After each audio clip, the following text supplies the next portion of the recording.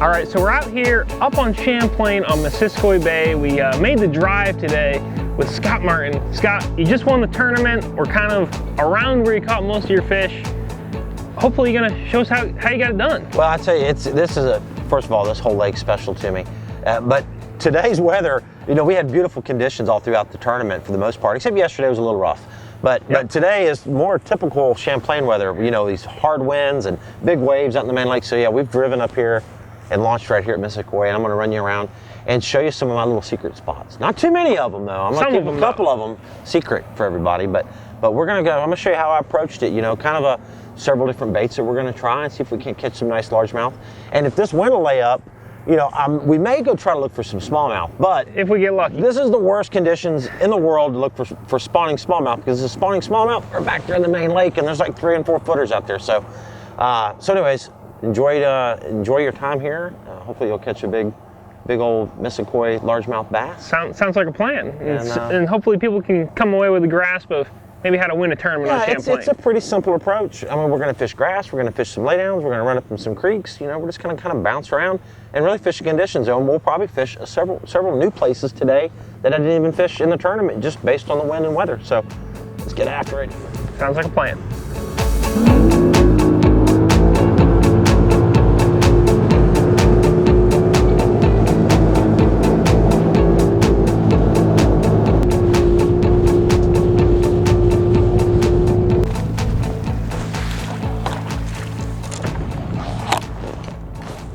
Catch them on a jig. I've caught a couple here on a jig, some on a chatterbait, all down this bank, docks and stuff. Caught a 3-pounder on that dock yesterday. The guy was actually in his boat working on his boat. No kidding, caught it right from underneath him. Skipped the jig under the boat, caught a fish. That's cool. The guy was just like looking at me like, what do you catch my pet fish for?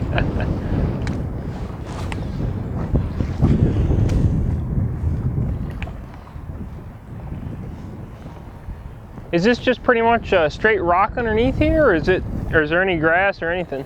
Not much grass on this spot. It's kind of a non-grass deal. Just a bluffy bank. Not really super deep though. No, 5 foot. Everything up here is shallow. Yeah. It might look deep when you just look at the bank and you see the cliffs, but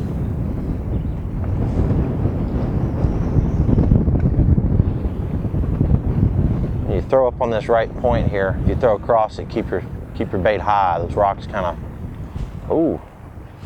There we go. There you go. Nice. They're still here. There you go. Nice. There you go. Decent little Champlain keeper. Yeah. Not a tournament winner, but you still got fish here for sure. Yeah. Check it out. You're beating me, by the way. Yeah, I don't know. I think you know, I may have caught the first fish, but I think you won the war this last weekend here. All right, now we'll go ahead and put the nail in the coffin right here. Watch this. You're gonna get serious now? Yeah, watch this. Ah, got the rock. Oh, man.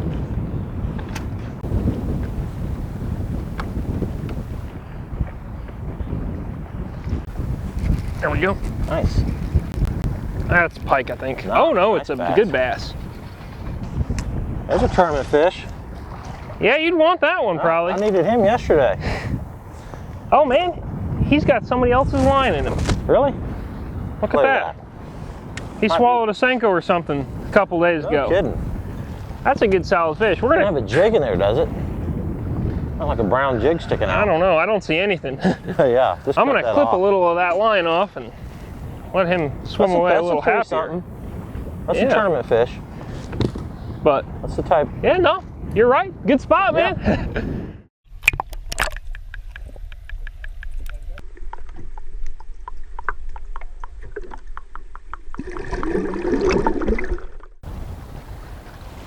On Champlain for you, how much is it about finding the fish and how much is it about figuring out the bait a little bit? Because, you know, you say this is a good chatterbait spot and you've also caught them on a jig here, and you use kind of a wide variety throughout the tournament. Yeah, I mean, I mix it up based on the weather conditions for sure. You know, right now a jig's pretty good, but you can catch a lot of fish on soft plastic. Senkos are good, you know, stick baits, things like that. But, you know, here there's so many fish in this lake that you need to fish something that's going to consistently catch a little bit bigger fish. like that one. There we go.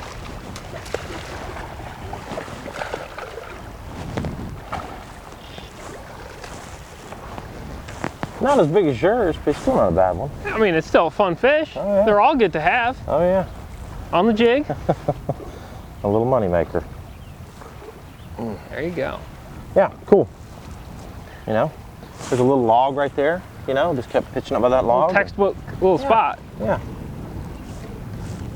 Not too hard. Just figure, you know, just get in the area that's got fish and fish. You catch a few. Yeah. Good deal. This is one of the only lakes that I've ever seen where you can sit there. Now I don't know if we'll do it on this log, but you can sit there and catch 5 or 6 fish off one tree. It's crazy.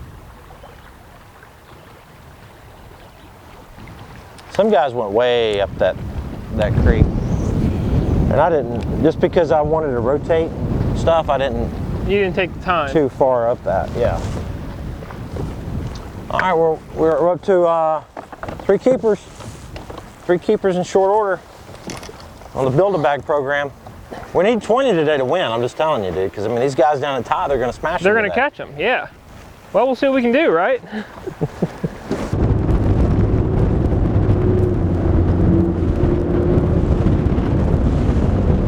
Some kind of canoe festival going on here.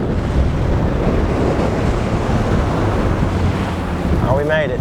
Yeah, that's only like a foot deep getting, you know, over there. We had to jump that little bar right there. If you try to idle in, you'll get stuck. No kidding.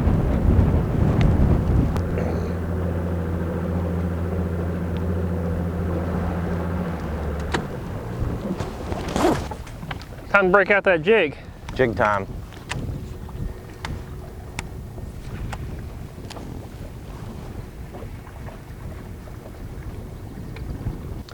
So Scott, we moved back off the sort of rock bank, and I know this is an area where you came in pretty much every day, and if you didn't catch fish out of the grass around here, you caught them off these laydowns, and it's like probably 5-6 feet deep, maybe 3 where the laydowns are out on the tips of them. Yep. And there were a bunch of fish on these things, right?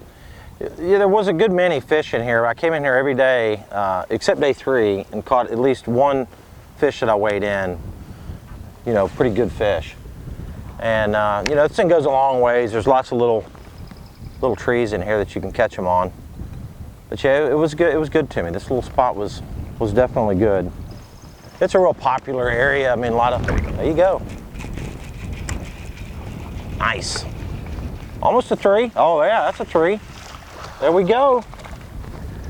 Decent little bass there. Oh yeah. Dude, you're killing me, man. Good little laydown. I like it. That's my magic tree. There we go. Dude, you should go pro one day. I don't know about that. That's number what? Number 4 now? Number 4. We're getting there. We're one shy of our limit. We're almost to a limit here in just a short bit. Maybe we should make these things 5-day tournaments, right? No. No? No, I'd have more gray hair. Well, I guess that's fair. A lot of perch in there too. You gotta kind of not set the hook on the perch or you'll tear all your claws off your baits. And pike too. And pike, yeah, the pike could get you bad. It's really cool that you were able to put together such a diverse pattern for this. I mean, we mentioned you caught the smallmouth, and that was a real key, but it wasn't even that you were just catching your largemouth one way. Right. You really had a lot going on in this tournament. Yeah, this, you know, in the past I've done well either on strictly smallmouth spawning, or in the previous time I 100% largemouth. And this time when I kind of saw what the lake was doing, I felt like this would be kind of cool. I can kind of use both those patterns, you know. Yeah. And it worked out, because without the spawning fish I wouldn't have won, and without these different variations of ways catching these largemouth I wouldn't have won. So there wouldn't have been a way to win it just doing one thing, for sure. Yeah, I mean, Champlain is a really diverse lake, and they always say that you can do whatever you want to do on Champlain, but it's kind of rare that you can do a whole bunch of different things and win on Champlain. Yeah. That's cool how it worked out. The weather, you know, it's very rare that we get weather like we had throughout the event, and that really helped that, because if it would have been like this throughout the tournament, it would eliminate a lot of things that I could have done. Possibilities. Yeah, so with it being calm, it allowed me to, you know, go largemouth fishing, go sight fishing when I needed to, and kind of mix it up. That might not ever happen again like that, you know. So it was a blessing that the weather was the way it was. That's for sure. But at the other side of the coin is when it's nice and slick like that, it opens up the Ticonderoga boys. You know, they didn't catch them as good down there this year in general. But if it would have been on, like Ty would have been on strong, yep, they would have ran away with it. Yeah, because they had plenty of time to run down Right. every day. Right.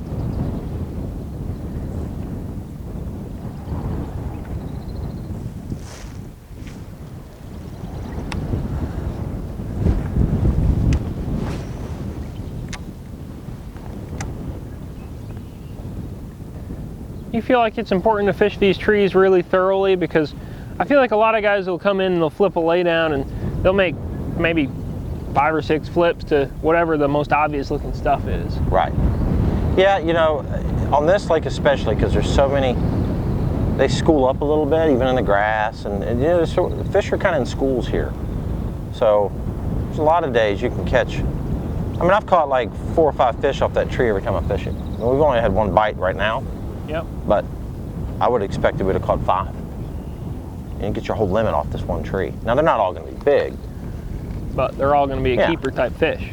Let me show you the jig that I was fishing with. You know, I caught them on a lot of different baits, so there wasn't one that, maybe this one outproduced probably everything a little bit better. I did catch a really big fish on the live target crankbait and several other nice keepers. But that little jig right there got the job done. It's just a standard green pumpkin jig, nothing fancy, but it's an impact lures jig, Mark Pack design. It's got this special weed guard, keeps you from getting hung up. It's really good on the rocks. It's really good in the logs as well. And just kind of a small, compact. It's 1/2 ounce. Nothing fancy with it, really. You know, just flip it in there, work it slow. 17-pound line and a good Akuma flipping stick is what I'm fishing with there. And you know, I like a high-speed reel. That's an 8-to-1 on the reel, and good. And you need a little heavier line. Fishing up here, there's some zebra mussels, so that 17's good. 20, if we were only fishing in here, 20 would be fine. But when you're out there in that open water, that 17 seems to fall a little bit better. But that's it there. Kind of a simple little jig. That impact's pretty sweet. Call that one my moneymaker. Well, this little spot right here is kind of a typical little place to fish. It's a little outcropping of some shallow water and some scattered milfoil patches around here. There's not a lot of milfoil, but there's like a little 30-yard, 40-yard stretch and some chunk rock mixed in. Okay. And it's one of the places that I caught several key fish throughout the week here. And it's off the bank quite a ways. You know, you're out here in open water. Now, is that a largemouth spot or a smallmouth spot? Because on Champlain it could be either, right? You could. I've actually caught a lot of smallmouth here. Back when I won the tournament, and the last time I caught several nice smallmouth here. I ended up getting rid of them with largemouth, but I caught a lot of smallmouth here on this spot. But right now it seems to be all largemouth. Alrighty. And what I'm going to do, it's about 6 foot deep. We're going to go a little bit farther. It's going to start rising up. Right now it's starting to rise up a little bit. And when it rises up to that highest spot, we're going to start pitching some of that milfoil around in here. A lot of pike. We might lose our baits. I basically ran out of jigs, and even vibrating jigs as well. They catch a lot of pike out here. Yeah, they're pretty mean, and those teeth don't play. Well, what's funny is I would get a pike bite. You know, it kind of feels different than a largemouth, and so I would kind of sometimes pull it away from them. But then a couple of times I was like, that's definitely a pike, but let me just set the hook anyway. It ended up being like a 4-pound largemouth. So I kind of stopped doing that. So that's when I started losing a lot more lures. It rose up here at a little hot spot. We're close to this little zone. My waypoints are in my boat, so we don't have the exact little spots, but we can find it right in here for sure. Yeah, there's like right here in front of the boat, we power pole down, which power poles are very, very useful on this lake. We use them for sight fishing, but in a situation like this, small little patch of grass, I mean, it's not the size of the boat. Power pole down and fish that out pretty good. You'll be amazed at how many times I catch a fish after maybe 10 or 15 flips in and around that little area. It's just like There's probably one in there, but it's like, get it right in his face, he bites it. Yeah. And so there's, you know, I have, 50 or 60 little patches all around here like that, and rotate around through of them. And maybe not 50 or 60, but I have a lot of little patches of grass. Fishermen are allowed to exaggerate a little bit. Oh yeah. It's like I caught a couple 10-pounders here, pike, of course, a couple mudfish.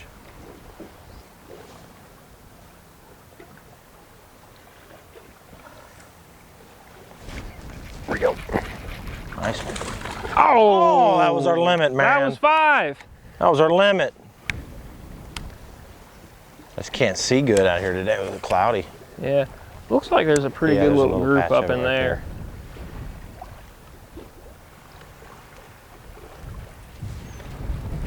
Yeah, if it was nice and bright and sunny, you'd be able to just pick all this stuff out at a good distance and pretty much hit it.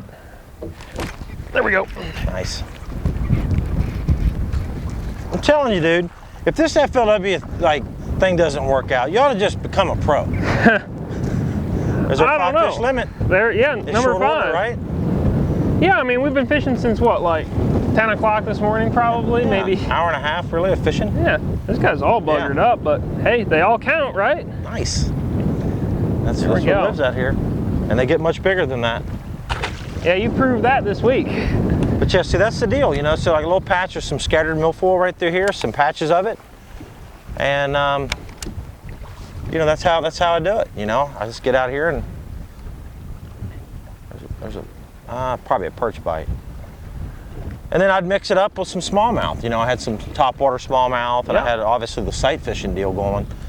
I think the sight fishing thing's out for today. I mean, 20-mile-an-hour plus winds and overcast conditions. You're not gonna be able to see them at all. That's gonna be a tricky deal. Yeah. Yeah. I mean, it's gonna be tough. I found very few new ones in the tournament. Areas that I looked, I found them in practice when it was real calm and easy to see them. But after that, it was not easy. Caught a couple yesterday morning, but once the wind got up, I mean, I knew that was out. Yeah, it was definitely tough. I mean, you saw some guys commit to that, but we've seen right from here and from how you caught your fish, pure sight fishing wasn't the way to win this week. No, it wasn't. There wasn't enough. Was not enough up for sure.